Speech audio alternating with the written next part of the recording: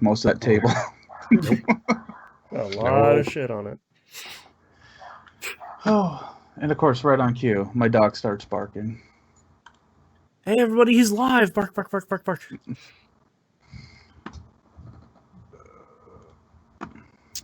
Okay. All right, close that out. Occasionally, I miss the Minecraft music. What about Minecraft music? Occasionally, I miss it. It's very good. Oh.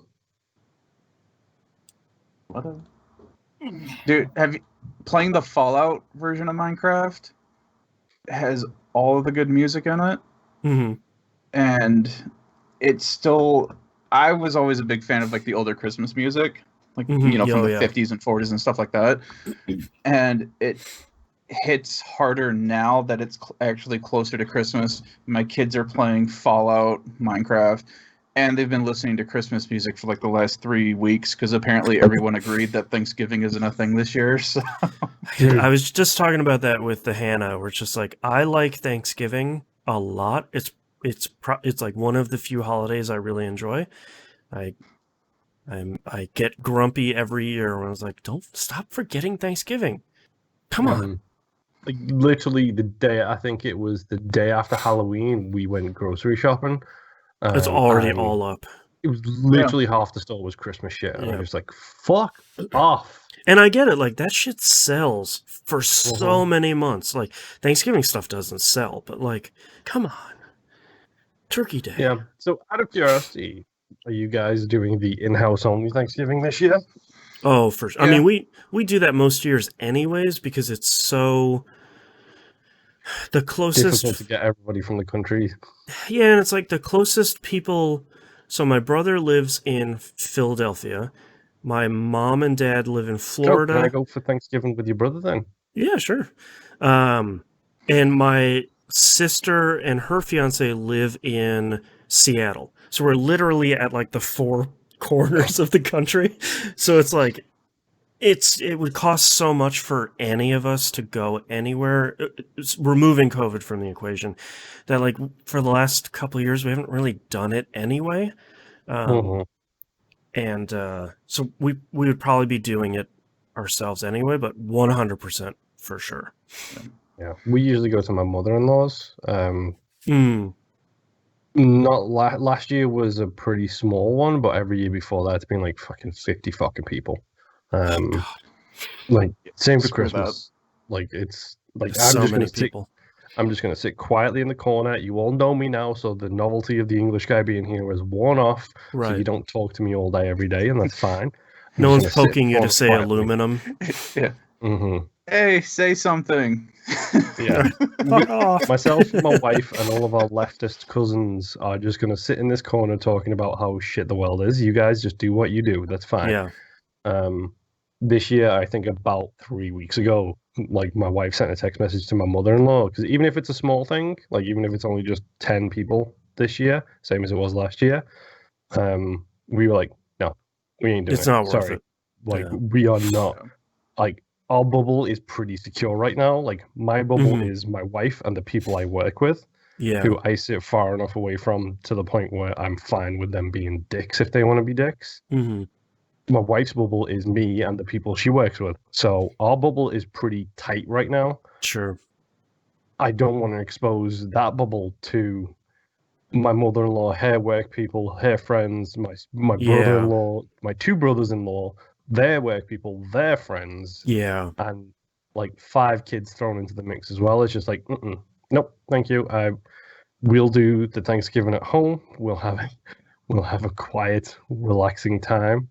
Yeah, and that's the good not stuff. Stress out too much, and then probably eat too much food. Yeah, that's right. That's what my wife had actually asked me too. She's like, "Are we doing like a full turkey and all that?" And I'm like, "I assumed so because no one else said anything, and I wasn't having anyone come over. I don't like most of my family, so whatever. Her family is fine, but." She just randomly came up to me yesterday and was like, "Well, the kids kind of want sushi for Thanksgiving." Oh, hell yeah. Here we go. So, I mean, yeah, we can do that, I guess. Just let me know what's going on. That way I don't go out tomorrow and buy a turkey and then find out, oh, no, everyone was really about that sushi idea. Yeah. My wife asked me the same question. She's like, "Should we do a turkey for Thanksgiving?" And I said, "Fuck no." So we got like some chicken breasts, and we're gonna make those, and like all the other stuff other than the turkey, we're gonna make. But like the like stress and the preparation and all the time to do like a full turkey for just the three of us, and my kid doesn't eat meat for whatever fucking reason. So like it would really just be my wife and I. So it's like, why do all of that if no one's gonna eat it? The two main things we are having come hell or high water. Yes. Pumpkin pie. Absolutely. And alcoholic eggnog. Perfect. There you go. We are doing meatloaf, so we're not doing turkey either this year. Meatloaf is such a good idea. Damn. We don't have it that often because both myself and my wife has digestive issues, so her diet is limited at the best of times. Twice a year, she will give herself a day or two to recoup. Suffer the consequences of her actions. Thanksgiving is one of those days. So we're doing everything else. We're doing the mash, we're doing the stuffing, we're doing all that stuff. But we haven't had meatloaf in probably a year, so fuck yes, give me some goddamn meatloaf. And honestly, we're not doing pumpkin pie. Because I don't know if it's just 2020, but I had like a pumpkin drink the other day, and I was just like, for some reason, I was just like, well, hang on, let me stop you right there, because that was your fucking problem right there. Was you had pumpkin and you didn't finish that with pie. It's some other pumpkin thing. Yeah, I love pumpkin pie. I'm gonna give it a break this year. I'm not gonna have any dessert. I'm doing really well on my exercise thing. I'm just gonna have a larger than normal meal, right? And then not be overstuffed. Plus, I have ice cream if I want dessert. There you go. Yeah, we have. We always do the mashed potatoes because I love those. We actually, instead of stuffing, we do rice stuffing. So it's largely the same, but instead of bread, we supplement that with the rice, and it's very good. Can I just ask you really quick? Do me a favor. Sure. Send a message to my wife, however it is, Twitter, whatever, just saying rice stuffing suggestion. That's it. I'll explain later. Just send that message to her. Just text her rice stuffing and just leave it at that. Don't if even I knew where respond my back to phone her. was, I would do it. Yeah. Well, and instead of pumpkin pie, we actually do like a pumpkin roll. So it's like that rolled up pumpkin roll with like the cream inside. Cream cheese and Yeah, God, it's so good. Speaking of the fat boy, Bavarian roll? Yeah, like a Bavarian roll almost. Yeah, but it's like pumpkin spiced cake. Here in America, we call that a log. Yes. You can if you want, but It's autumn and fall all over again. It's like autumn, the great colours of autumnal seasons, based off the French word. America, leaves fall down. Yeah. Leaves fall down the ground. Yeah. But yeah, we usually do like the traditional stuff, but kind of tweak it a little bit. And then my wife makes sweet potatoes with like a marshmallow coating on the top. Yeah. And I don't eat that because sweet potatoes are disgusting. What? Barf. Oh my god. There are so few foods that I'm so not a picky eater. There are so few foods that I just like will outright refuse to eat. And sweet potato is like one of 3 that I just will absolutely refuse to eat. It's that mint chocolate chip ice cream, because even looking at it makes me so nauseous. And then anything that's like vinegar forward. Those are like the 3 things I can get behind you with the mint thing just because I'm not a big mint flavor person. I'm okay with mint, but like something about mint chocolate chip ice cream is just like, even looking at it, I'm like, oh, my stomach. Mint in general, everyone takes it too far. It was like when everyone went all fucking crazy over lime, and you could just find lime in everything. It's like, what the hell is this? I like lime, but like, let's bring it back here a minute. Yeah, see, Dimebag in chat has me. Dimebag in chat agrees, yeah. Yeah, that's right. You know what, Dimebag? Fuck you. Thanks for coming out this week, Dimebag. Yeah, go back. I'm fine with sweet potatoes. Like I've liked them in pretty much every time I've had them. I think this week was the first time I ever had eggplant. Oh, I like eggplant. Aubergine. There was another first for me this week, but I can't remember what, other than, Niagara Falls, meeting with the government casino, Sure. There was a staying food in the fair, country, yada yada. Yeah, staying in the country, yada yada yada. Oh, I really need to get my passport renewed at some point soon. God, yeah, don't remind me. Which, mine dude, expires in a little bit. Yeah, mine expired like 3 years ago. But you think it's hard doing it over here? Try doing it when you're from a different country and you have to send it to your embassy to get it renewed. Heaven help you.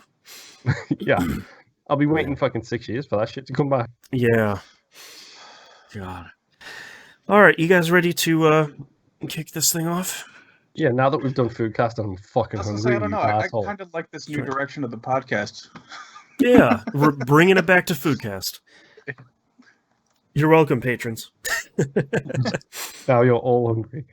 You should release this one on Thanksgiving Day. Oh, that'd be great. Yeah. Shout out to Sweet Potatoes. That's right. Sweet Potato Gang rising up. Fucking shout out to fucking mint chocolate chip ice cream, you fucking monsters. Oh man, I just don't know what it is. Yeah, I like mint, and I like other minty stuff. There's something about it. I just can't. Is it the green swell? I don't know if it's like one specific thing, but it's just. Oh, speaking of ice cream, that reminds me. That's something I was going to say.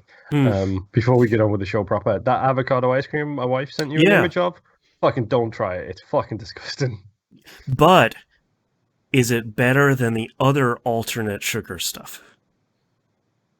I don't know. My wife didn't like it because she didn't like the texture. You might like it because she's got a texture thing. Avocado can be weird when you put it in other stuff. Yeah. It's a strange one. We'll say that much. My low watermark for that stuff is once we bought gluten-free chocolate chip cookie dough. We didn't read the ingredients, and it was made out of chickpeas. And guess what it tasted exactly like? Chickpeas. So we took a first bite and we're like, fuck no. Oh my God. What? Immediately so bad. My mouth is so dry right now. It's so bad. Oh God. Okay. Let's get started in 3, 2, 1. Welcome back to another episode of That Video Game Podcast. I'm your host, Boston. Joining me as always is Moonpier. Hello. And the Nymph. Hey, everybody. First things first, we are almost done with November, which means the 3 years of 2020 is almost over, and we're racing towards the end of the year episodes. If you've recently started listening to the show, we the three of us, take the last 2 weeks of the year off, but we don't leave you high and dry on the main show. You'll have 2 more episodes at the end of the year. You have the top 10 episode, and then the predictions for next year episode, where we also go back and we listen to our hilariously incorrect predictions from the previous year. So you also come in here too, because like we've been doing for the last couple of years, we need your help with both of these episodes. So I've created the Google Forms, as I've done for the last couple of years. You can go get it, the link to both of those in the new announcements channel on the Discord. That way they won't immediately scroll off the screen. So you'll go pick your top game of 2020, and we'll tabulate all of those for the community top 3 picks. And then if you can send in your predictions for 2021 as well, some of the best stuff that's come out of the predictions episode has been everybody's predictions. So make sure you get both of those in. Probably have like 2 weeks on both of those. So a little bit of time, but kind of not as much time as you'd think. So that's in the Discord. If you're not on the Discord yet, number 1, how dare you? Number 2, the link is on the right-hand side of the page, tvgp.tv. It's open and available for everyone to join. You just need the link. Patreon.com/E1M1. The ones are numbers. We had a whole bunch of Foodcast talk this week for yes, we did. For the Outcast, the exclusive audio that you'll get as a patron. $5 a month is the recommended tier. You get everything at that level, and it's only a month, not per episode, not per week. It's pretty cheap. Probably too cheap for the amount of audio we put out every week. Yeah, and also let me just do this really quick. It's also worth mentioning that this show is basically funded by you, the listeners. Yes. Like, this helps Boston cover the costs. We're literally not making money on this. I wish we could. I wish I could quit my job and, please, more patrons. Yes, please. Yeah, let's make every episode 6 hours long because that's what I like to see. The amount of content that even just Moon and I, nevertheless, the three of us could produce a week based on that is incredible. If you think you're enjoying Critical Misses right now, I got some plans. If we had a little bit of money.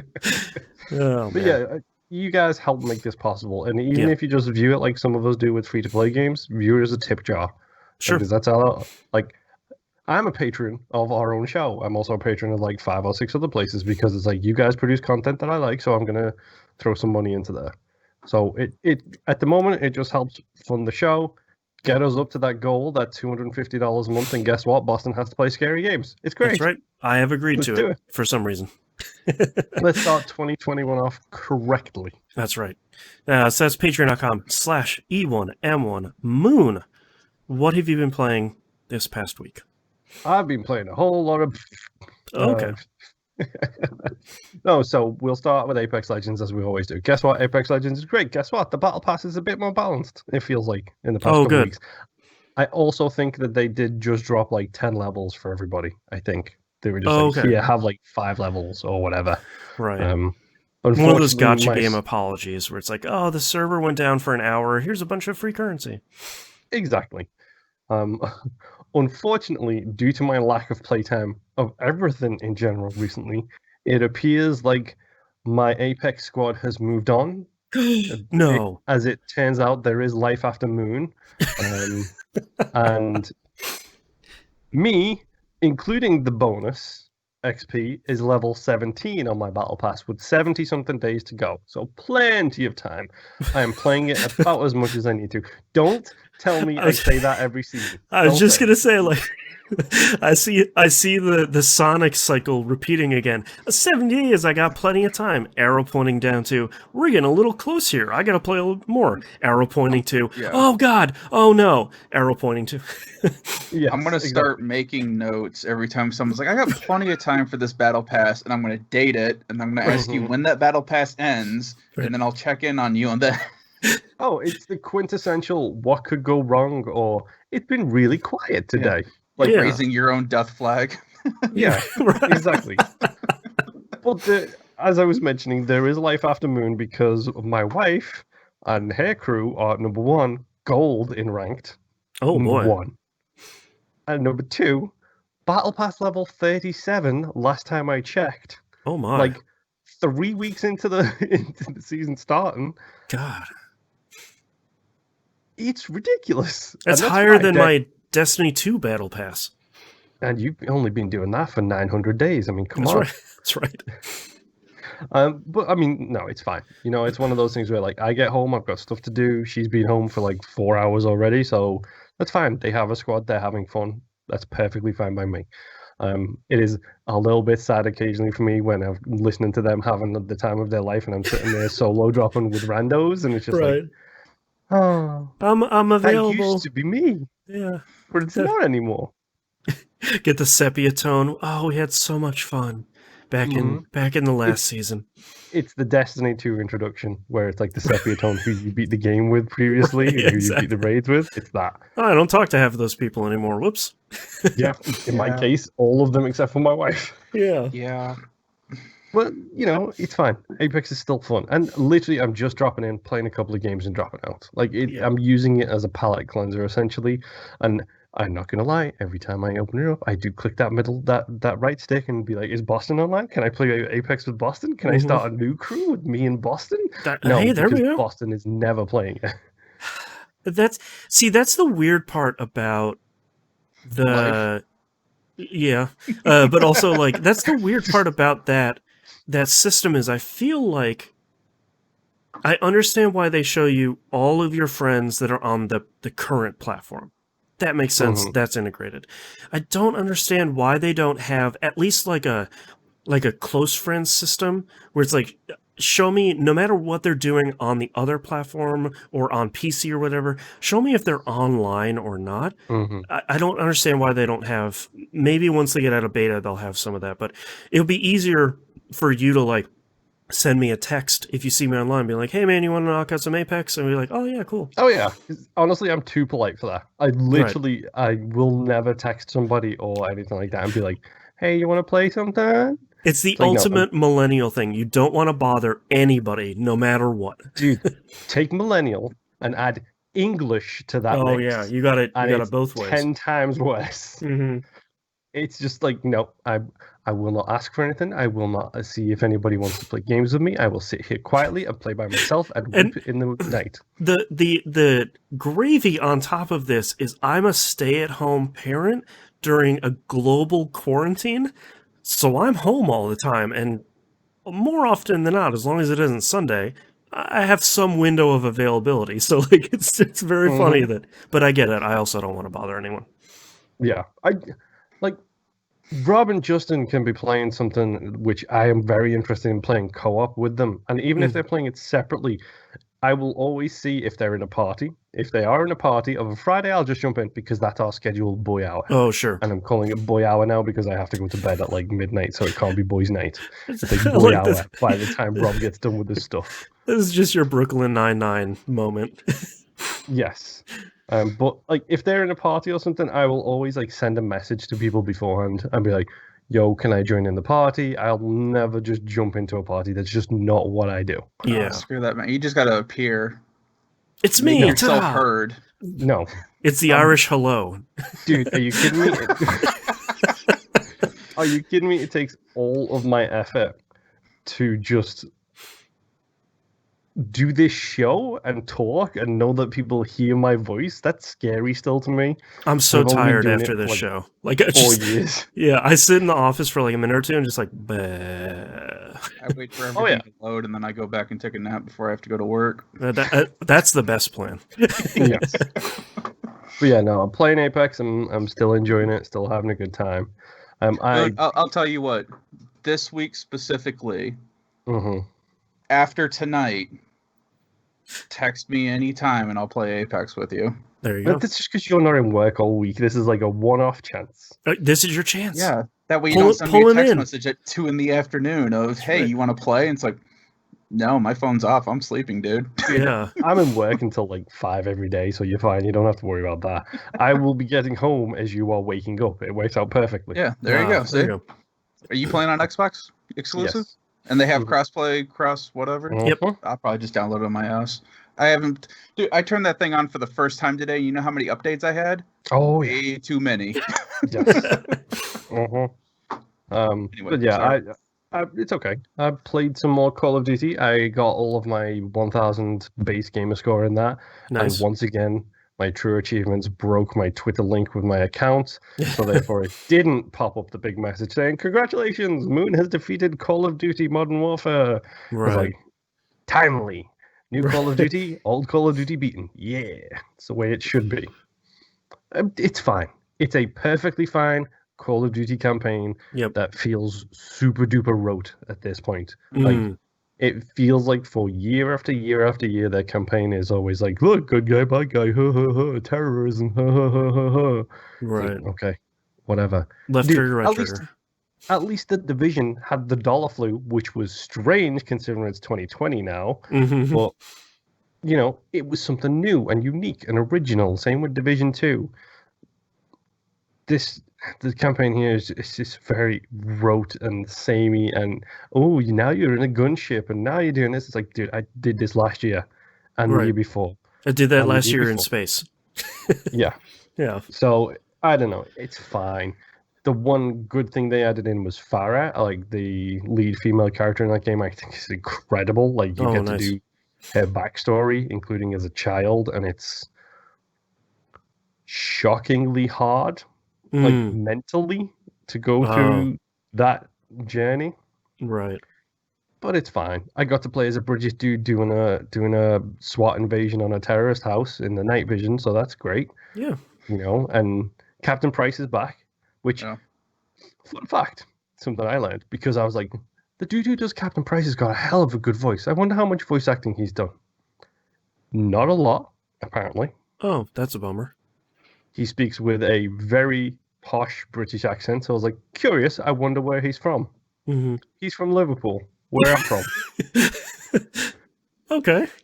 Where you don't have the accent that I have, and you don't have the accent that he has if you come from this city. Right. You have a very distinct accent, which is pleasing to the ears, but also at the same time, it's like a cheese grater to the ears, depending on how you feel. Right. There's no middle ground on that one. There is no middle ground. It's like, oh, you like Irish? Well, you take Irish and you throw some Middle Eastern in there and you're sorted. You've got the Liverpool accent. Right. It's like you either love it or you hate it. There is no middle between. But, you know, it's a good game. The voice acting is good. Like, let's just say it. It's one of the most beautiful campaigns I've ever played. Like, that game is gorgeous on so many levels. Literally, my wife turned to me at one point and was like, I thought you were watching a movie. I didn't realize you were in a cutscene in a video game. Like, it can be that good. But it's fine. It's Call of Duty. It's 130 gigs. It's uninstalled. Now I have the space for Destiny if I choose to go down that rabbit hole again. We'll see. I don't know. It's tempting because it's like, oh God, Boston's right there. He can help you get the full gamer score on it, and then But you won't even bother him to play Apex. Why are you going to bother him to play Destiny? Because if I install Destiny and he sees me playing Destiny, he will bother me. I'll just hop right in your party, be like, "Hey, what's up?" Then you'll just constantly be in Apex trying to drag him in. Mm-hmm. Basically, what I'll do is I'll load Destiny on my PC. And I'll have Apex on my Xbox downstairs. And then when he sees me playing Destiny, he'll jump in and I'll be like, no, dude, I'm on my Xbox playing Apex. You better come over. I gotcha. Like, do the bait and switch, the Destiny honeypot, if you will. That's right. You know, just reel him in and trap him in Apex. That's right. But yes, Call of Duty is fine. Oh boy. So, the only other thing I've been playing is Assassin's Creed Valhalla. I started that this week. Okay. Fortunately and unfortunately, which I will get to in my segment. Don't. Somebody else go first, please. Somebody else talk about this. This is a very pretty game. Yes, it is. I lit a house on fire. Yeah. Okay, so I'm guessing PS5 for Boston? Yes, when I remember to pick the right version, I'm playing on the PS5. Okay. Series X for me and PC Nymph? No, PS4 Pro. Okay. PS4 Pro. I did see you set a house on fire. It was a very beautiful fire that you lit about walking through fire to get the treasure. It makes sense, logically. It makes sense. I thought so too, and apparently the game agreed with me, because after I lit that house on fire, I could get to the treasure. So nice. I don't know what I was supposed to do. I don't think it was as elaborate as I made it. I feel like you called in your inner Viking. It's like, I'm just going to set it on fire. The whole thing. All I know is all I know is that I saw that they had thatch roofing, and I was like, I wonder if I could light that on fire. I somehow caught myself on fire, rolled around on the roof, caught the roof on fire, got down, looked at the house. I'm like, yeah, this seems like the way it should go. And then took a picture of it. So you're still in Norway? No, I'm up to the point where I'm at the village, a little past that, where you can create, the one that you're creating. And I'm actually to the south helping someone so that they can be an ally of mine. Okay, so you've taken your first pledge, and you pledged you pledged to Gloucestershire. Okay, so Suma. Yep, you nailed it. Yes. Or Soma. Suma? I don't remember. Soma, I think, yes. I'm English and I can't pronounce half these things because it's not English, it's Miggle English. I pulled up the map when you're first in Norway, and you get that long string of text of the name of the region you're in, and I'm like, Reifjeheiden or whatever it is. Yeah. Like, no. Yeah. Okay, so Nim's up to town building. He's gone south to Soma. Boston? I'm in the first village you start in. Okay. So I didn't have a lot of time to play this week because of the other BS I was dealing with something else. And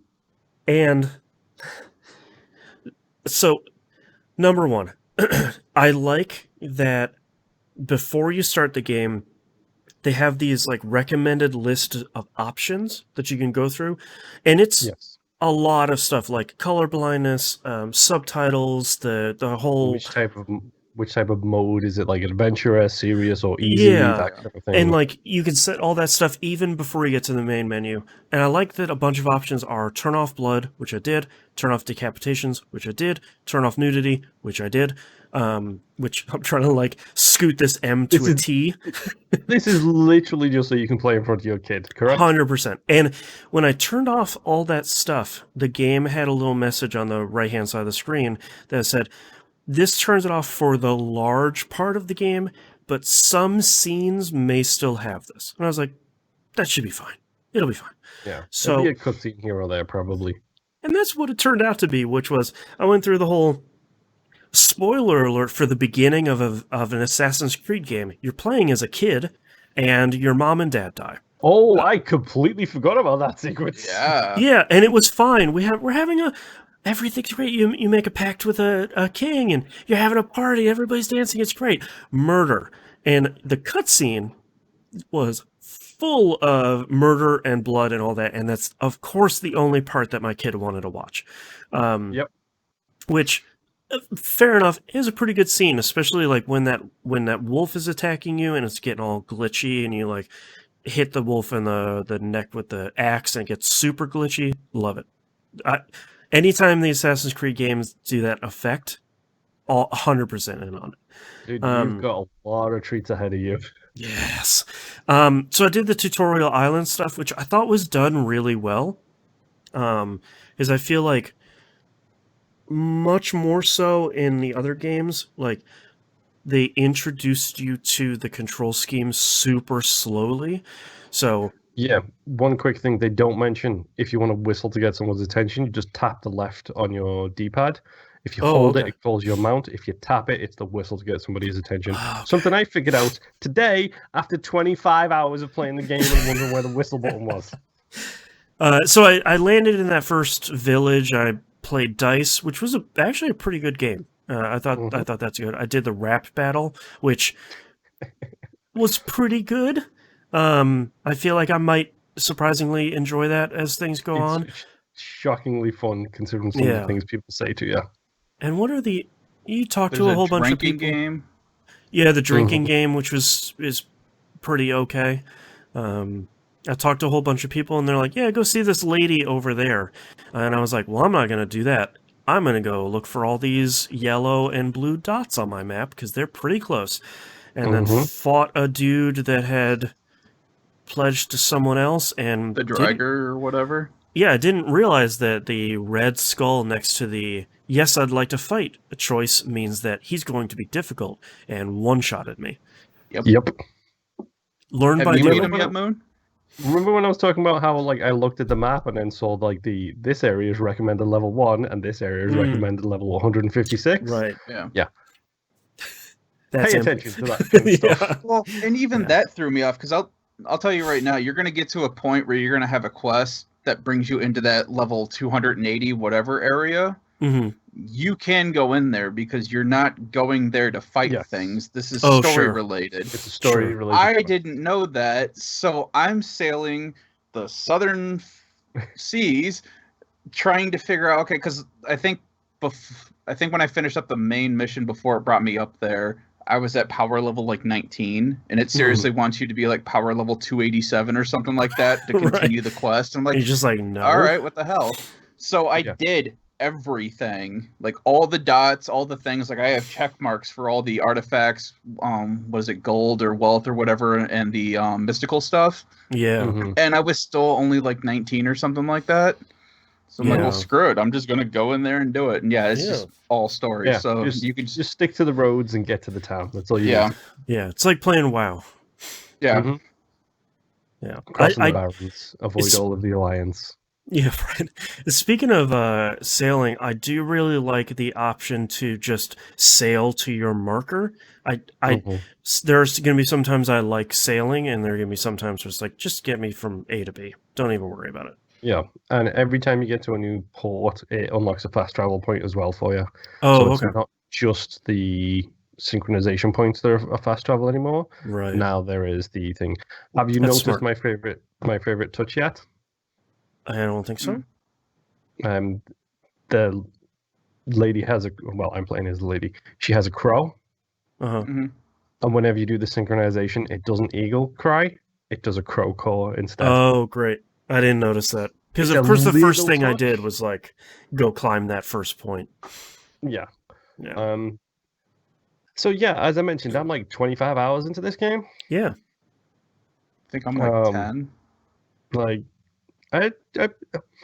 here is the game. This big, huge, wide open surface area. Here is how much I've done at 25 hours. Like, it's like a fraction of a fraction. Yeah. Like, my map's not even that big yet. Right. Yeah. So, if you follow me on social media, you will have noticed that I've been posting some screenshots and as my good night to everyone. I have been saying good night, and here's a screenshot of Valhalla to look how beautiful this game is. It's such a good looking game, man. I love AC games, so shut up. Also, I know it's the same on Series X, but on PS5, 4K 60, real good with this game. Seeing that like synchronization turnaround in 60 frames is just like, yep. That's the good stuff. I'm saying it still looks really good on the Pro too. Yeah. So. Like, if you happen to follow me on Xbox, don't look at my recent screenshots. And I know that's like telling somebody, don't look in the box. You don't want to spoil what you get for Christmas. It's a snake. But seriously, there is giant spoilers in my screenshot folder on Xbox now, and I haven't saved them and deleted them yet. So don't look. Right. Because after you get your settlement up to a certain level, a person shows up, gives you a mission, and you go to a third landmass. Oh no. Okay. I am not going to say anything else. Okay. I literally cannot say anything else without giant spoilers ahead, and I may or may not have been in that landmass for the last 8 hours. Oh boy. So, yeah, beware of that ahead. I'd be able to guess it. Probably, but I ain't going to say nothing, and I don't want any guesses because I don't want to give anything away. You know, I do have to say my one real friction point in this game so far are the controls. And I feel like they have really drawn a line in the sand this time where they don't have alternate control schemes. It is just, you can remap the buttons if you want, but we're not going to have like a Valhalla and standard option. It's just like, hey, you need to, get used to, for some reason, the dodge is on square, and you're just going to hit that and get rid of all your stamina all the time till you get used to it. So the controls, the way that your character interacts with the environment, and stamina. I don't understand why stamina is even in this game, because the only time you have it is when you're fighting. That's it. And it drains fast. So it's kind of pointless. Can you upgrade your stamina with the massively giant skill trees? Yes. Yeah. Okay. I would assume at some point you can. I haven't come across any of it yet, but you can upgrade that and the adrenaline, which Boston wouldn't have got to the adrenaline. Yeah, I don't think I have that yet. Yeah. The way the character interacts with the environment, this has always been an Assassin's Creed thing, where there is a wide open door and I'm running right in through it, and then all of a sudden I'm in the door jam because my character decided to try to cling to something. Or like you're climbing up on the roof and it's like, no. Yeah. Just go in the door. The biggest thing is don't hold any buttons anymore. Like, that's the thing I had to teach myself. That's just sprinting, though. Like, that's not even me holding... That's just me trying to run through a freaking house. The door is wide enough that I can do it, and then I'm just in a wall. Or, like we were just talking about with climbing, too... There was one battle, like raid sequence that I was doing where we had to get over a wall. I got over the wall, but then they wouldn't uncling to that wall. And you're supposed for PlayStation, you have to hold down circle or tap it and they'll uncling. No, just wouldn't do it. finally got her to uncling from that wall to jump on top of a pig fence somehow. And this entire time I'm being attacked and I can't fight back or do anything because she's clinging to a damn wall that I'm trying to get off of. And it's just aggravating as hell. Understandable. Don't get me wrong. I completely understand. Like these are some problems with the AC series. They have been for a while. I do believe they've gotten a lot better. I actually think Origins, Odyssey, and this one are a lot better than they used to be. Yeah, I would agree with that.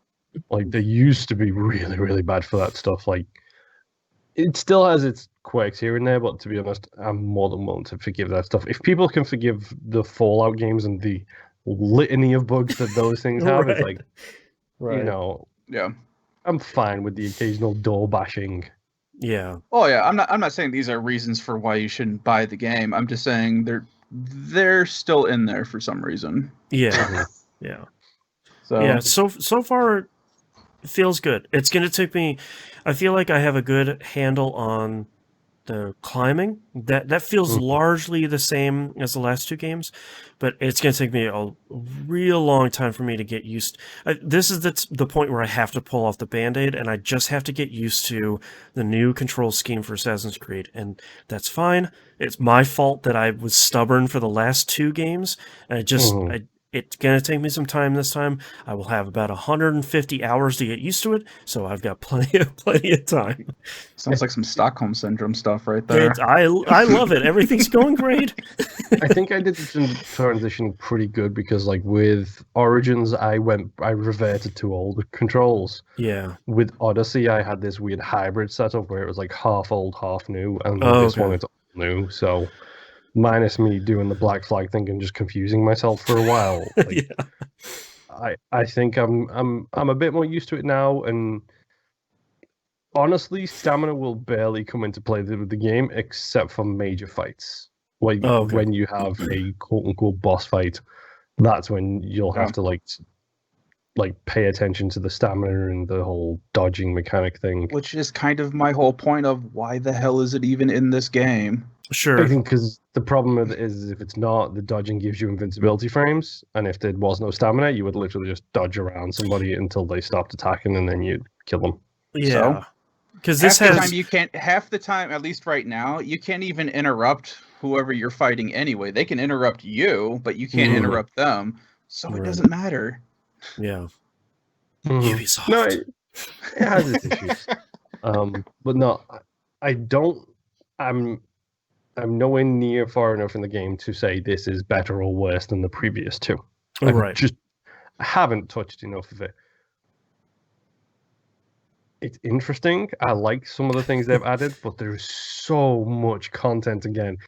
I'm worried that this is getting to a Unity level of content where it's just like, enough with the chests, enough with the stupid building of rocks to hit a certain plane, enough with the riddle of puzzles that you've put in the game for some reason now. Oh boy. Like, that's I'm trouble sorry, for me. I've got to get high as a kite and solve this mushroom trip like puzzle. Okay, sure, why not? Jeez. Like, yeah, there's a lot going on in this game, and just like in the old in Odyssey, though, I do think the world events is where the fun is. Like, I like the story. I like the story so far. I like the characters. In all open world games, it's the bonkers that's really fun. Yeah. Like in Odyssey, there was that little girl who lived on the island where it was all about producing clay. So she literally made new friends by making them out of clay. That's right. That was a good one. Like in this one, you'll run across Axehead, which you've probably seen the screenshot of on Twitter. Oh no, but I know who you're talking about now. Yeah, because I actually did just run into him recently. So if you get like that little shiny Norse symbol that indicates a world event, just go do it because they are insane and fun. You know, speaking of Twitter, this has been one of the games that surprisingly I haven't, on my Twitter feed, not a lot of people have been talking about. And if they've been talking about it, they said a lot of people are saying like, hey, I haven't played an Assassin's Creed game for a while. This one kind of isn't doing it for me. Is this sort of what the most recent games are like? and people were saying, yeah, they're all pretty similar, and they're going, okay, maybe I'll just pass on this one then. It's like, that's fair. I mean, if it's not doing it for you, these games are so huge, like, why punish yourself by, I'll just put another 100 hours into it and see if I like it. Like, just... I knew there was a reason I hadn't started Watch Dogs 2 yet. Hey, Watch Dogs 2 is good. I know. I will say, though, can I just, like, I made a great Conan reference on Twitter, and nobody got it. Nobody liked it. I didn't even see it. I was so so annoyed. I saw it either. I like your tweets. I would have thrown it at a like. It was Evio sitting on the throne in one of the longhouses, and I did the photo mode and like darkened everything, so it was basically just a black circle around Evio sitting on the throne. And the caption for it was, she sat on the throne with a heavy crown on her head, but that's a tale for another day. I was like, come on, nobody got that reference. I like that in person. Not yours. I liked that. Here, are you going to do the Death Stranding thing now? Just yeah. Yep. There we go.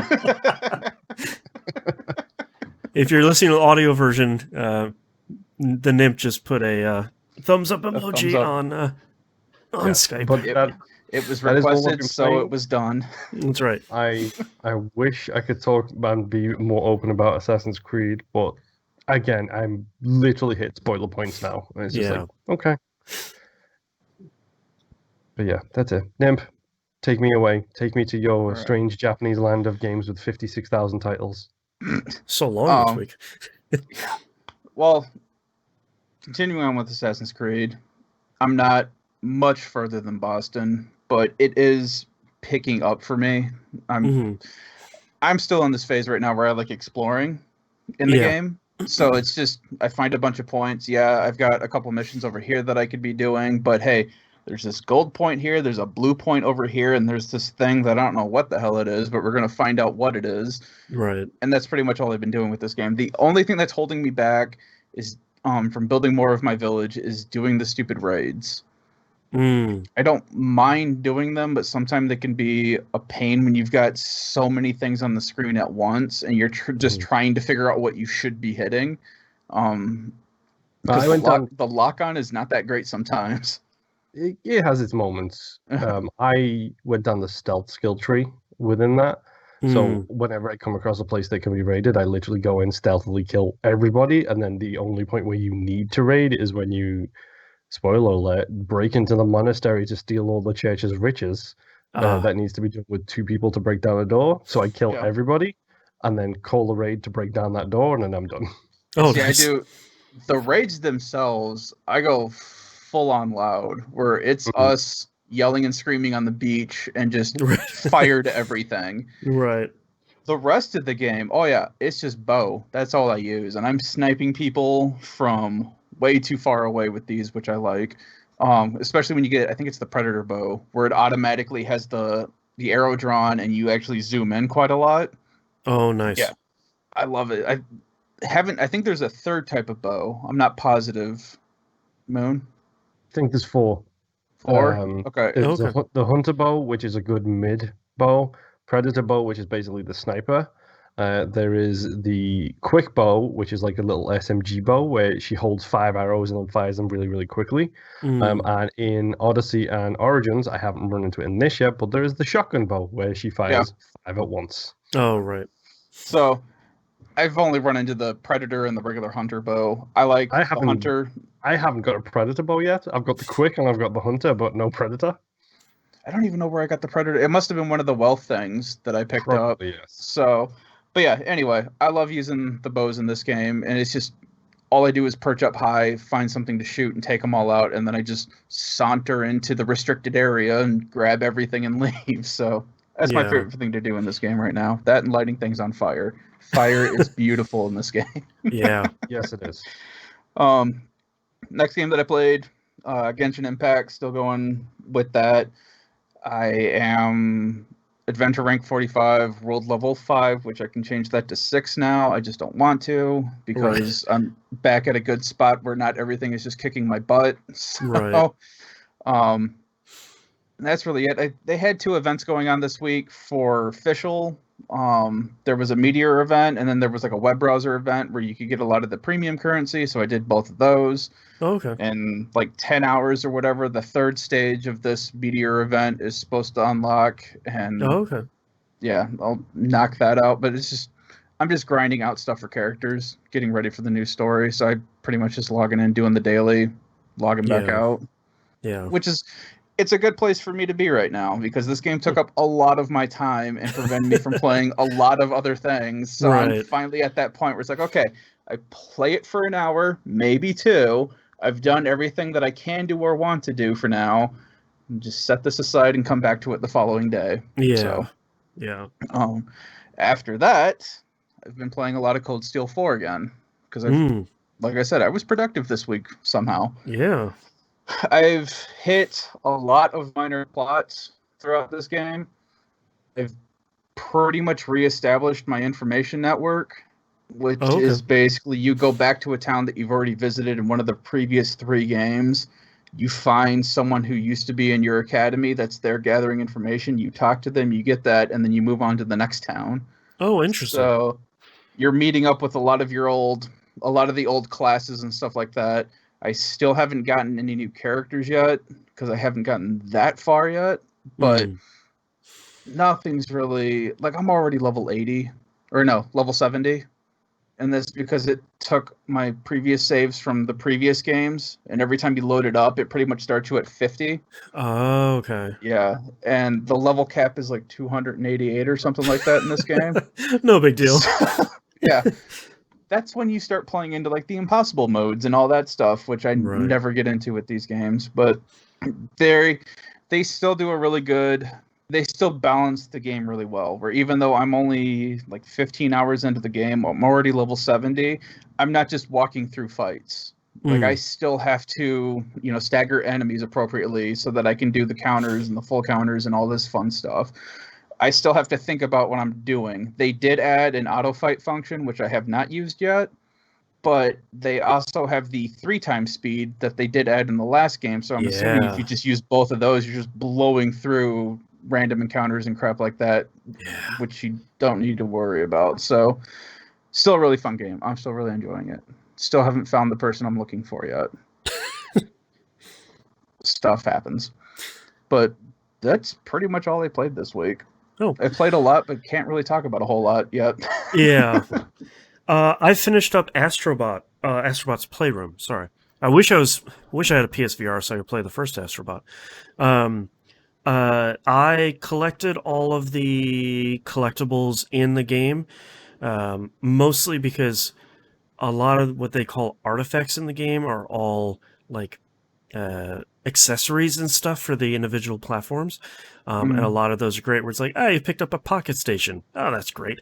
You picked up the PlayStation 1 LCD screen. Oh yeah, I forgot about that thing. Look at those connectors. So I did all that stuff, and because I collected all that stuff, I got to fight the final boss of the game, which is it's like the pinnacle of like PlayStation nostalgia. I'm absolutely not going to spoil it, but it is well worth going to do. It's a boss fight that is a really great piece of nostalgia, and it was actually probably the first like really challenging piece of content in that game. Is it OG Laura, like Lara Croft? No, jeez, I wish. No, you get to fight Blasto. Yeah. Which probably nobody knows who I'm talking about. Oh god, what a weird game. But yeah, I had a lot of fun with that. I'm not going for the platinum because a lot of it is like go into this level and as the frog costume bounce a ball on your head 5 times before it lands. It's like I'm okay. Like that's all that stuff sounds fun, but I have so much other stuff to play at the moment that I'm just gonna I finished it. I had my fun with it. I'm gonna move on. That sounds like an introduction to video games for kids. Yes. My kid played a bunch of it because there's one level, I don't remember which one it was. You are in like a marble suit and you flick the touchpad to roll the marble in that direction. And I had her play that, and that was that was a lot of fun. She had a lot of fun with that. But yes, highly recommend it. If you have a PS5, it's already installed. Just go play. I mean, everyone needs to play it. It is a shockingly great game. Destiny 2 Beyond Light / Season of the Hunt. Season of the Hunt started this week. The story stuff that they're continuing from previous seasons is really good. The new / old character, I don't even know how to talk about him, is fantastic. His Ghost's voice is much better than I was expecting it to be, even if they changed his name, and I'm not a super big fan of that, but I get it. The new seasonal event is called, oh god, what is that word? I don't remember. Something Hunt. It's a really interesting. What's that? Moon Hunt. I wish. That doesn't even Excuse me. I'm not like the most dangerous game over here, please. The most dangerous game, Moon Pier. No, it's very much a Destiny word. It's one of those like big hive words. It's really interesting because you basically do core playlist stuff. So Strikes, Crucible, Gambit to charge up a lore. Once you have that charged up, you kind of slot a bunch of stuff into it. You choose which boss you want to fight on which location. 2 bosses per each one of the 2 locations. And then you have a bunch of modifiers you can put on there where you can specify the type of loot you want and the role on the loot you want.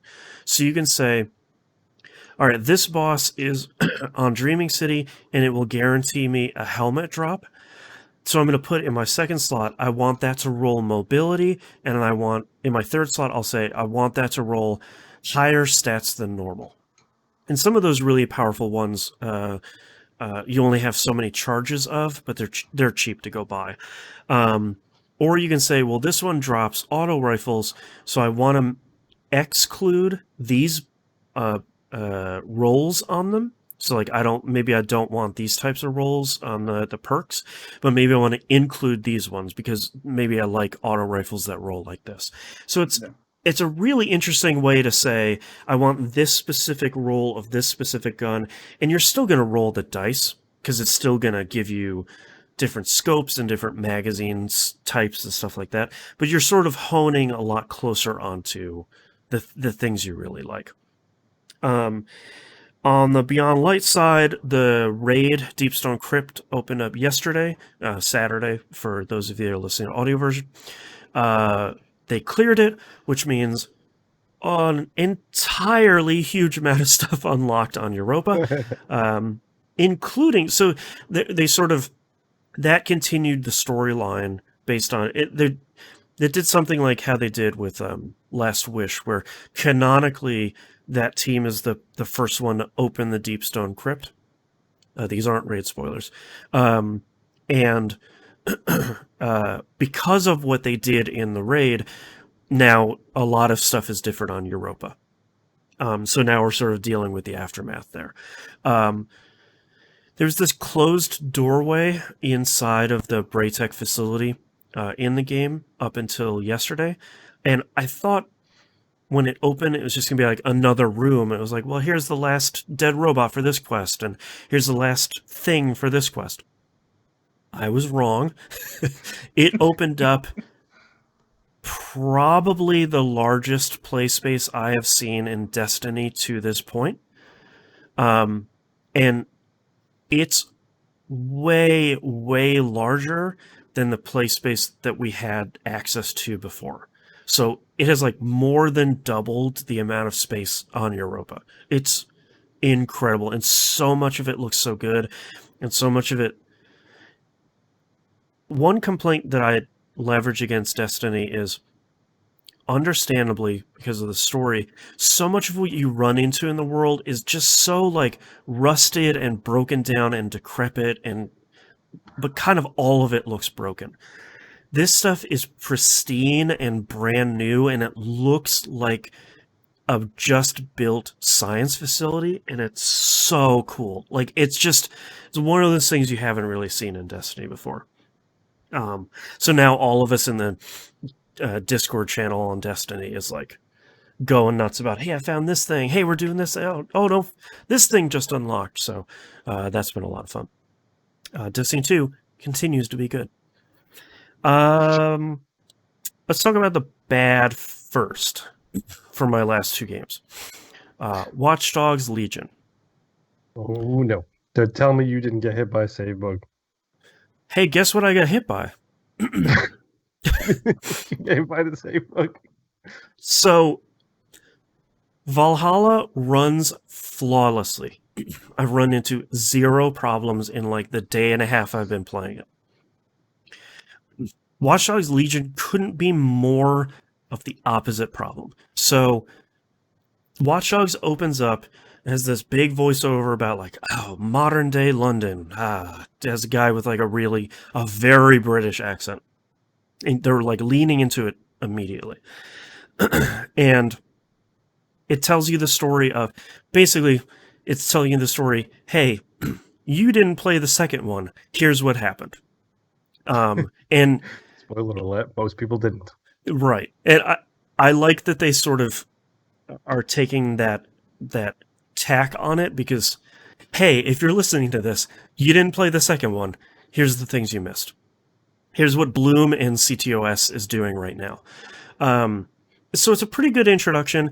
I like how they kind of modify British, like Big Ben is now used as a terrorist warning billboard for what the terrorist level is at.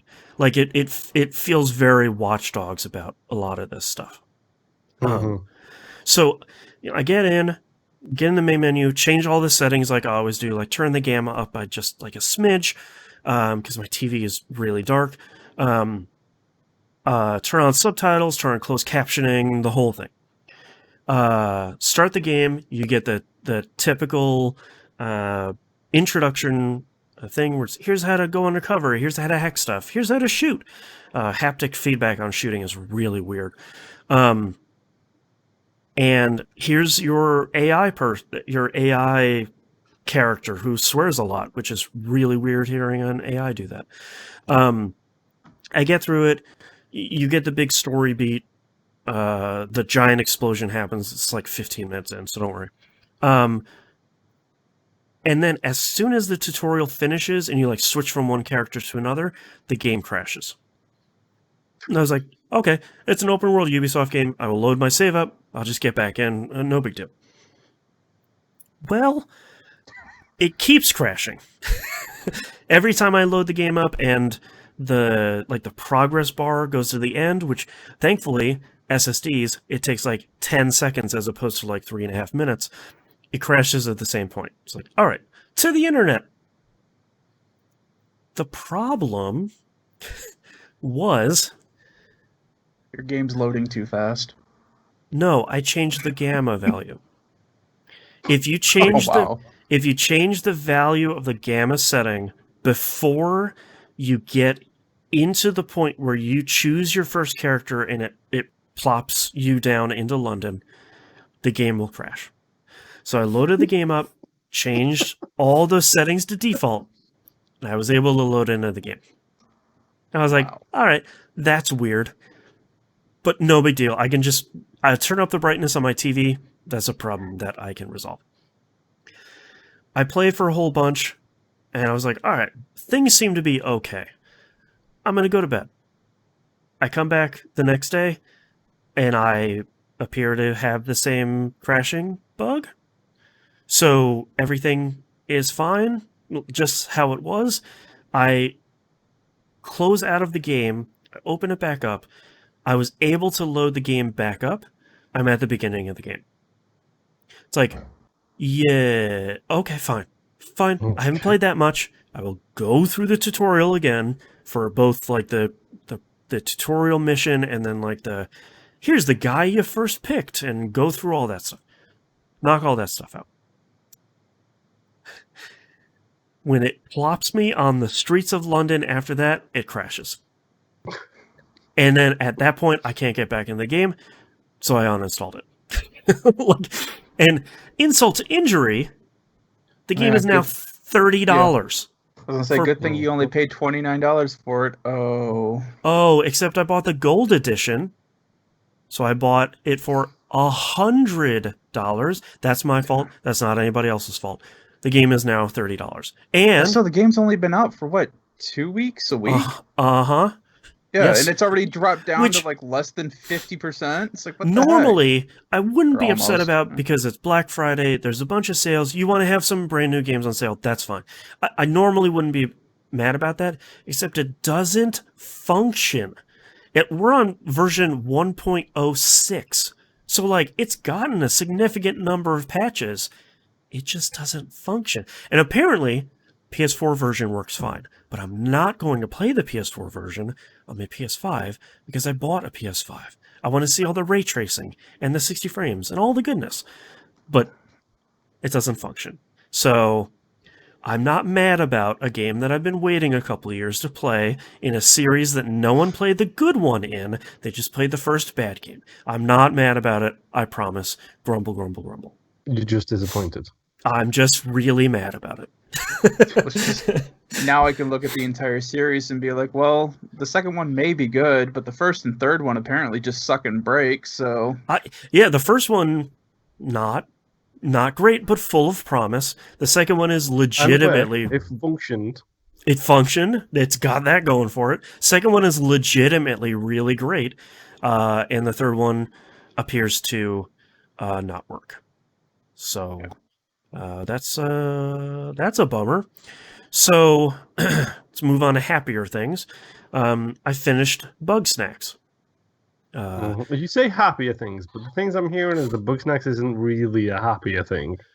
Well, yeah. So I finished it in probably like 7 or 8 hours, largely because I kind of mainlined it.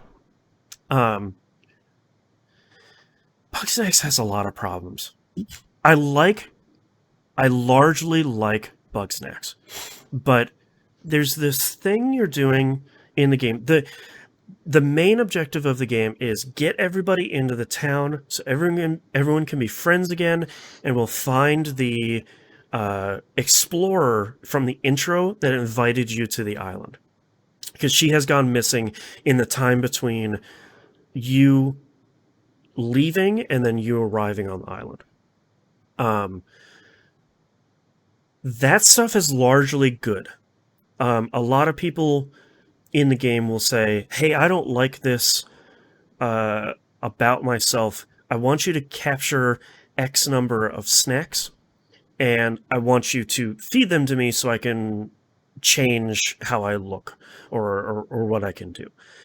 All that stuff is good. Like the puzzle aspect of it, of how do I catch this thing when it seems to fight back against my traps, or how do I manipulate two different snacks into sort of bumping into each other so you can kind of change both of those snacks. Like a lot of the interplay between the snacks themselves are really good. And every girlfriend reviews posted about how like it's a really good backseat gaming thing, because she came up with the idea to dip one of the strawberry snacks in chocolate because this bird loves chocolate strawberries, and then feed it to the bird to get the bird to come down. Yep. It's really good for that. And it's every time you pick up a new snacks and hearing it say its name through the controller speaker, it is funny legitimately every time. The problem I have with the game is the ending sequence, which is like maybe the last hour and change, where you're sort of picking up, no spoilers for anyone, you're picking up these like fragments of a letter that this explorer left throughout the game. You start picking them up pretty early, and you pick up enough early on that you're sort of like, okay, as soon as I see this thing, I know the solution to it, because I have enough pieces to sort of say, well, process of elimination, here's how to solve it. You find that thing pretty early on, but the game kind of keeps dragging out you solving that puzzle. Like you even one of the characters has you solve it incorrectly to push her storyline forward, but it's like I have these pieces. I could give them to you to solve the puzzle correctly. Like I know what we need. You just bring this guy over here and solve the puzzle. Like I know how to do it. But in the interest of character development, which on one hand I appreciate, they really drag it out. It's like I just want to get to the point where I see what's inside this thing, because that's what we've been working towards for a while. So that's the point where I felt like Bugsnax sort of started overstaying its welcome, because it was like, well, I want to get to the end thing to see it. The big talk of the town is the ending. Not going to spoil it. I liked the ending a lot. Largely because Bugsnax as a game, if you're not paying attention to it, you probably won't see the ending coming. But if you are paying attention to it, Bugsnax is asking a really interesting question, which is, reminder, this game is rated E for everyone. This game is asking the question of, if you were able to very easily modify away the parts of you that you don't like, doesn't that become a little too attractive? Isn't that too appealing of a prospect to resist? Which, again, this is Bugsnax, the Blue Sky game. And I think the ending is the logical conclusion to that, which I think is really, really interesting. And I think the questions that it poses about that continues to be really interesting. But I feel like if you're just, and I don't blame you for doing this, if you're just like, LOL snacks, this one's a can of pop, ha, then like the ending is just like, what the hell just happened here? Is the ending just a trailer to Cyberpunk 2077 with a pre-order link? No. Like a little bit. No, thankfully it's better than that. But like there's a very logical conclusion, and it goes all the way where it's going to go, and it's a little bit sweet, in a kind of weird and twisted way.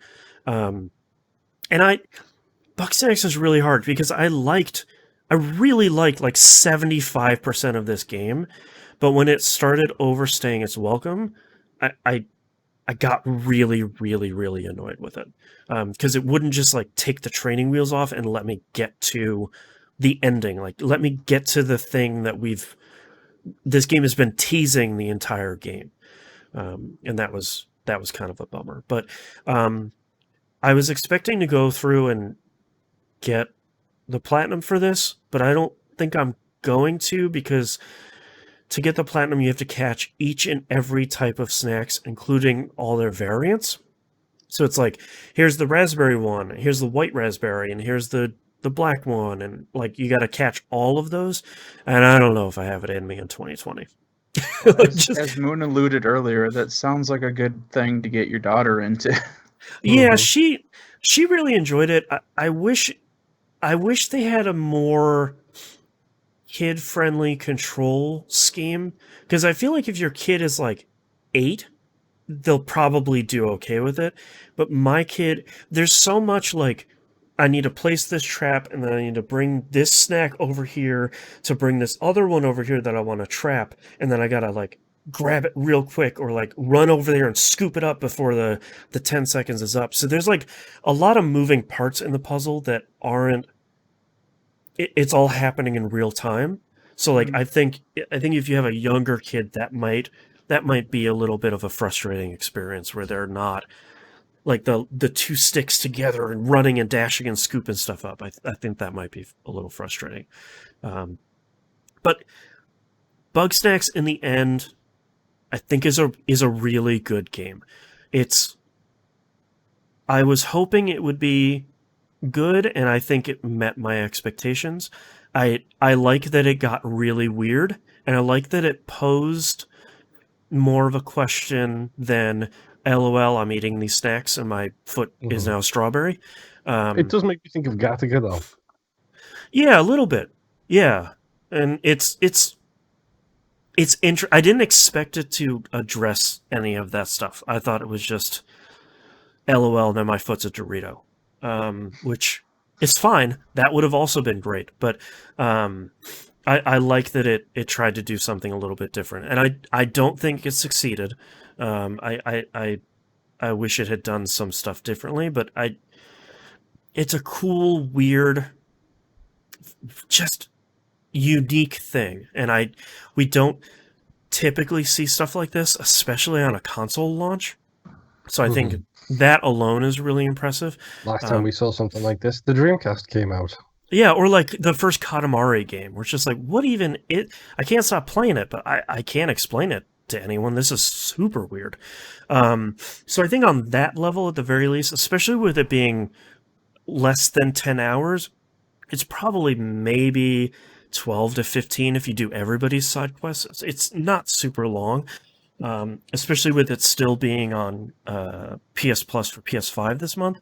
I really recommend people just giving it a shot and just trying it. Even if you don't finish it, that's okay. But like it's a cool, fun, especially having some people around, like you were saying, Moon, where it's just like, oh, what if you do this with this guy and let's see if that works. Oh, it did. All right, that's great. Because there's a couple different ways you can capture some of the later game snacks. I think that's cool. But we're coming up to top 10, so I guess I got to figure out how I feel about it pretty quickly. I guess. Is it top 10 worthy? Yeah, is it top 10 worthy in a game where I think I've played 11 games? But yeah, I don't know. I know one of the games this year will not be in the top 10. That one's super easy. Even though it had a Is that good Bugsnax Legion? No, I mean that's not in the running because I didn't finish it. Nine times out of 10, the only games I put on my list are games that I finished or like got to enough of a point where it's like, I have seen everything. So, yeah. Just throw them all on a list and keep hitting randomize until you like the order. Don't tempt me. Most years when I make my top 10 list, I like throw it against the wall and see how I feel.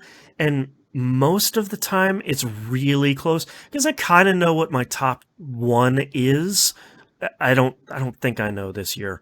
Or at least like the top three are kind of like wiggly, and then everything else kind of falls in place after that. It's like, well, is this better than this? No, not really. And it's like, well, this can move into number 10, and that'll be okay. Like I'm not too upset about that, but this year's gonna be tough. I haven't played the games that I really wanted to play, and I was really looking forward to because of other stuff and general 2020-ness. So top 10 is really weird this year. But that's all I've been playing this week, so let's take a break. We're in the bathroom. Yeah, I gotta figure out why my dog keeps freaking out. Oh, bark, bark, bark, bark, bark. I keep muting myself so that way I'm probably on the audio file. You're going to get like the first 2 seconds of her barking and then it's just nothing. It's all right. I mean, half of as I always say, like half of what I think the appeal of this show is that we're not like, we don't have super professional Shure mics, and we're not in like a completely silent, dead recording booth. It's like, no, we are all recording these in a spare bedroom in our house that we call our office because it sounds kind of fun. Pretty much, yeah. Early episodes of this show frequently had an ice cream truck that would move outside my apartment. So, like, you know. All right, let's check news stories. This week in games. Spider-Man Miles Morales is PS5's biggest launch game. It's Call of Duty grabs number 1. Something about Genshin Impact. Spider-Man save transfer added for PS4 and PS5 versions. Nice. For the not Miles Morales, the other one. The previous one. Previously on Spider-Man. They added some new suits, right? Start the PS4 version, load it up, choose which saves you'll import, and then export. Automatically adds them to the PS5 version connected to the same PSN ID. Interesting.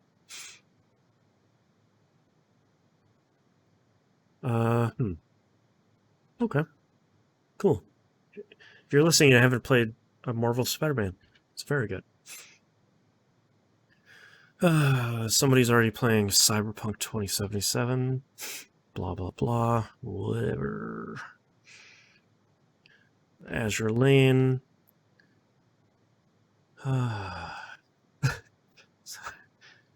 Something about a pizza recipe from Devil May Cry.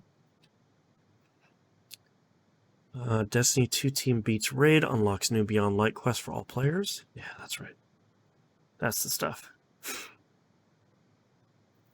I don't know what game that is. Welcome back, Nib.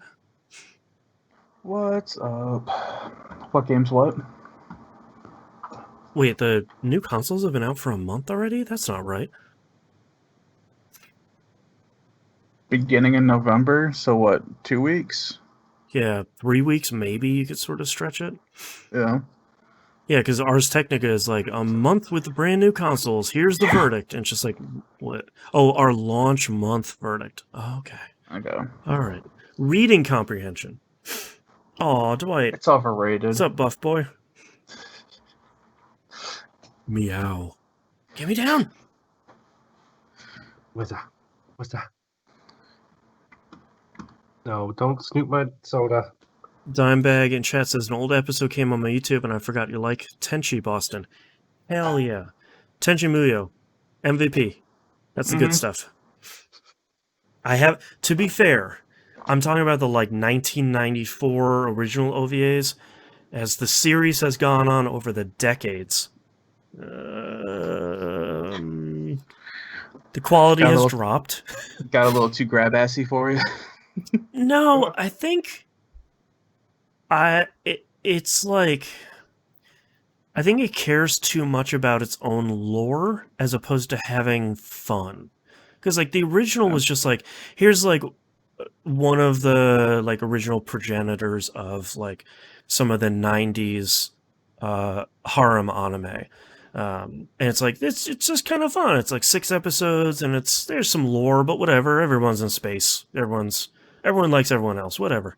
Good job, Dwight.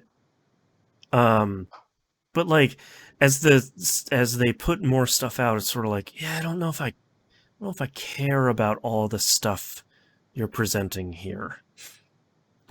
Moon's just leaving the room with Dwight on his back.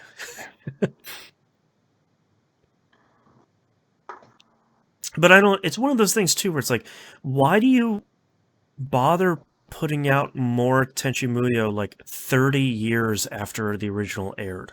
I don't know why you wouldn't just start another spin-off series. It's just all right, season 4 is finally here, 25 years after last season. It's why? Well, I was gonna say, wasn't it supposed to be what the? Oh crap! What was it called? The one, the GXP? one with the son. No, Dimebag put it in there about him having a son. Was it Gemini War? Oh yeah, War of the something. Geminis, something like that. Yeah, that was just well, it's really hard to figure out. They make a bigger deal out of this than I think they should. Where it's well, this is an alternate universe where everyone's in high school in Tokyo, and it's that's kind of fun. This one's an alternate universe where he had a son, and we're following his son as he works with the GXP in space. And it's yeah, okay, you can just call it Tenchi Gaiden GXP. Just stop being so weird about it. But yes, the original 6-episode Tenchi from 94 or whatever. Yeah, still very good. I hate it when some anime just evolves back into now they're in high school. It's no, let's not. I've already with Attack on Titan. That was a good series run, and then the next one they release is they're in middle school now or whatever. I'm it's why? You. Please don't. We've all seen this show. Yeah. Yeah. All right. You guys ready to wrap this up with a monstrously huge list of stuff? We'll have a 2-hour intro and then about a hot 10 minutes here. Yeah. Okay. All right, starting in 3, 2, 1. Let's talk releases for the week of November 23rd, 2020. World of Warcraft Shadowlands comes out on PC and OS X. As an act of self-preservation, I know literally nothing about this. So my question, is Shadowlands an existing DLC coming to World of Warcraft Classic, or is this a new DLC coming to World of Warcraft New? The second one. Okay. I believe that World of Warcraft Classic continues to roll out the older content at like a pretty steady pace. I also don't know much about that for extra self-preservation. I don't know what you mean. I didn't get up to level 80 as a priest in that game, I swear. God, I played so much. Dude, I never played World of Warcraft. Thank God. Never got in. It just never got in. MMO don't register with me at all for some reason. Like Final Fantasy 14 was the most time I ever put into an MMO. I can't. Be honest, what's up? Just because you haven't found the right MMO. Yeah, probably. Every time I look at Final Fantasy 14, like my MMO brainworms are like, yes, it's available on PS5 and Xbox. You could just do it. And it's like, no, shut up, brainworms. Bring the Destiny 2 brainworms in here. What's that MMO space game that's like Elite Dangerous? You talking about Star Squadron or whatever it's called? It's not going to exist? No. EVE Online? Yes. Oh, God, no. That's one that I've looked at until I found out that you carry your actual time as an actual inventory thing. As a currency. And you can lose it. Yeah. It's a currency that you can buy in-game, which can pay for your gameplay time, which you actually have to physically carry in your ships. Yeah, and I said no to that. But everything about EVE Online looks awesome, which is why I got heavily into Elite Dangerous so that I didn't get into EVE Online. Elite Dangerous, there has to be an end game, right? Elite Dangerous is the taste. EVE Online is the injection. Yeah. Just Dance 2021 coming out on PS5 and Xbox Series. And lastly, Star Renegades comes out on PS4. Don't forget that's on Game Pass. So is that the roguelike I saw a commercial for on Twitter? Yes. I saw an ad for on Twitter, and I immediately was going to screenshot it and send it to you. I was like, no, Boston already knows about it. Oh, so yeah. I'm not even... It's an SRPG. RPG roguelike with the Nemesis system. So I am aware. It is. I installed it on my Series X last night. Which, again, Game Pass app is so nice, especially picking there's a little icon for my Series X, and there's a little icon for my Xbox One, and it's very clear about which one is which and how much hard drive space is free. 2 thumbs up. Good job, Microsoft. Speaking of good job, IO Interactive, they of the the modern Hitman series, has announced that they are working on a brand new game. They were teasing it this week, and it's like, all right, yeah, here we go. Tease something, some Hitman VR or something, whatever. And oh boy, they're making a James Bond game, which thankfully the entire internet sang out in great choice. They're perfect for that. Spoiler alert, the Hitman games are just James Bond games. Yep. The working title is Project 007. This is going to focus on Bond's origin story, where he sort of earning the 00 title, which I think there's something kind of interesting there. You could mine using IO's storytelling chops. Boy, have I got a critical miss season for you, Boston. That's right. Right, let's go through all 55 Bond movies. Oh, God. I think this is a pretty natural fit. Very much like Larian making, was it Baldur's Gate 3? I think that's them making that. I'm very, very interested in seeing what this is going to turn out to be. I sort of don't expect this to show up for a while, but I think the best way to build excitement for a new James Bond game, which we haven't had a good one of in decades. Since the 64, most people agree. Yeah, I think there have been ones people enjoy since then. And like, let's be clear, a first-person shooter on the N64 is not good, but it was certainly beloved by everyone. I think this is one of those ones that's like, all right, you can, even if you're not a James Bond fan, I think this is kind of one to keep an eye on. It may not have been good, but I remember bringing my Nintendo 64 and the cartridge into high school. And all of us playing it during lunch with everyone bringing their own controllers. Yeah, we had in college the RA on our floor got so mad at us one day because we were, as you do, we were either sitting in one person's room and playing Marvel vs. Capcom 2 all day, or we were sitting in another person's room playing GoldenEye. And he said, please, I beg of you, just go outside for a while. Just go outside and do anything. I'm begging you. So we did what TV's out the window. We 100% did.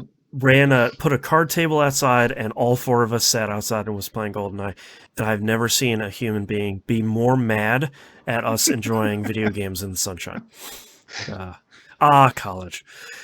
But that's all of our news stories this week because new consoles just launched and it's Thanksgiving here in the U.S. So like nobody has anything.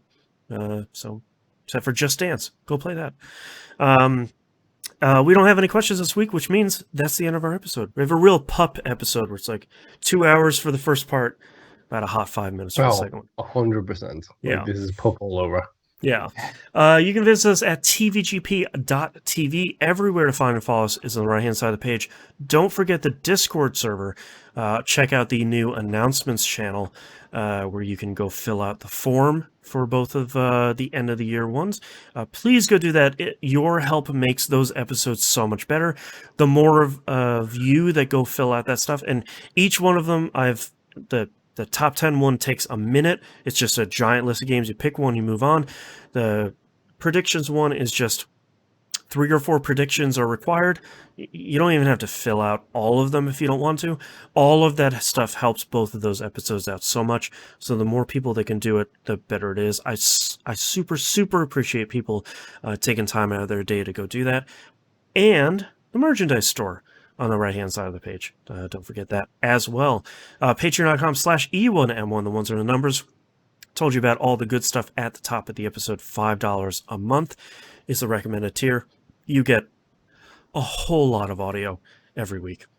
Like We Roguelike It. You get 2-week early access to that. We Roguelike It is clipping along. We're on we just recorded episode 107, which is crazy.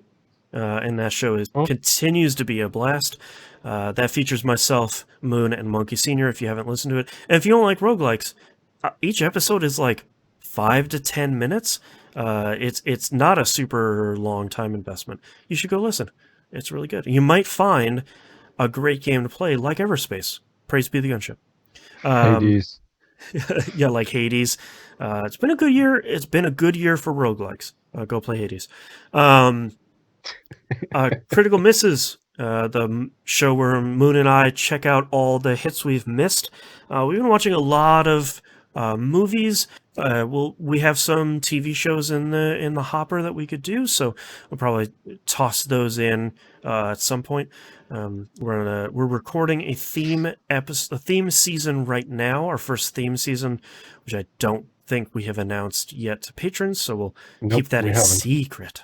But that so far has been more fun than I was expecting. And I think that's it. Game Club is off for the month of December. We'll have a special episode coming out. Game Club has an episode coming out this week. Right. And then it will have another episode coming out next month.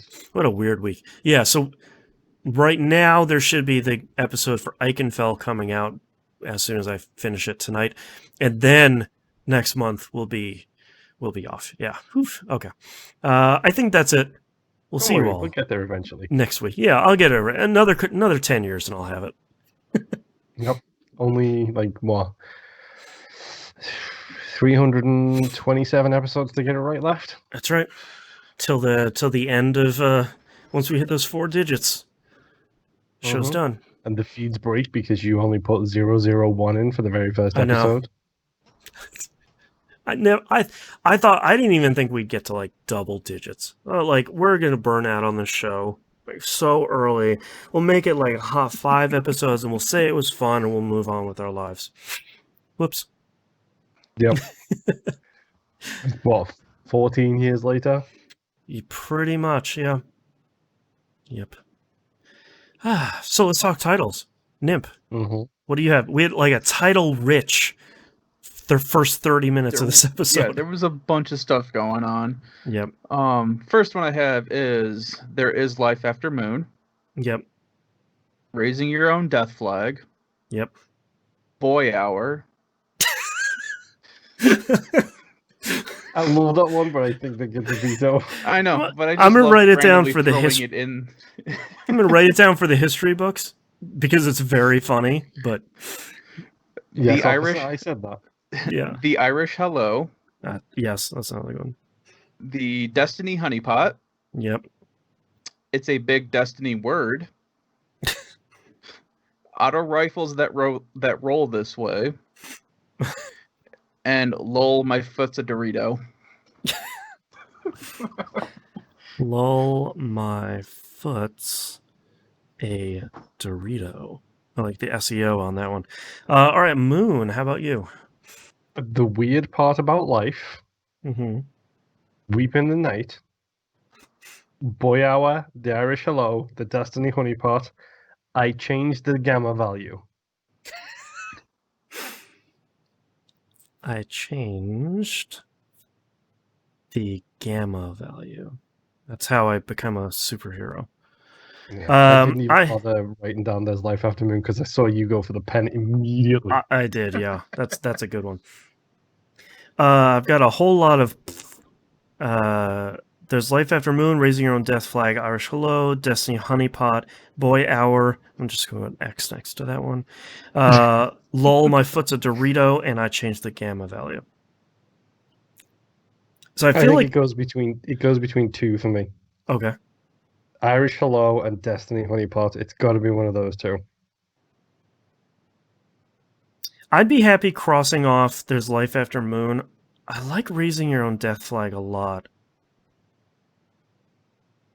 I think the Irish Hello probably gets my vote. I think it's the punchiest. I can understand that. I prefer Destiny Honeypot, but that's just because I think that's a great term phrase. Mm-hmm. What do you think, Nimp? I'm just making sure that the Irish Hello isn't some weird thing real quick. I appreciate that. That is a good call. Okay, no, it looks like we're safe. So Did you turn Safe Search off? Oh, it's never on. Okay. Even at work. Good. Yeah, I'm good with Irish Hello or the Destiny Honeypot as well. Irish Hello, I just think is funny and kind of weirdly out of context. Mm-hmm. That's sort of why I'm leaning towards it more. I think I'll circle the Irish Hello. It's really close. This is a tough one. Oh, as soon as those two came out, I was like, well, it's between those two for me. Like, no matter what anybody else has said, it's definitely between those two. Yeah, I'll circle Irish Hello.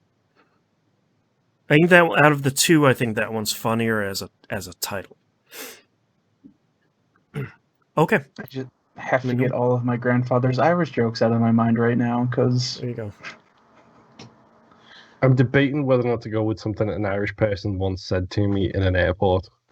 That's exactly why I have to get all of my because my grandfather was real Irish and had a lot of fun things and sayings, and none of those can be repeated right now. No. Sadly. Yeah.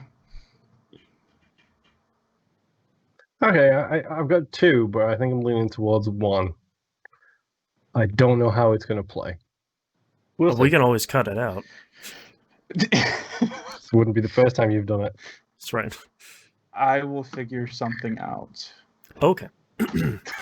Starting if you listen in... to what I say, then you can definitely follow it on real quickly.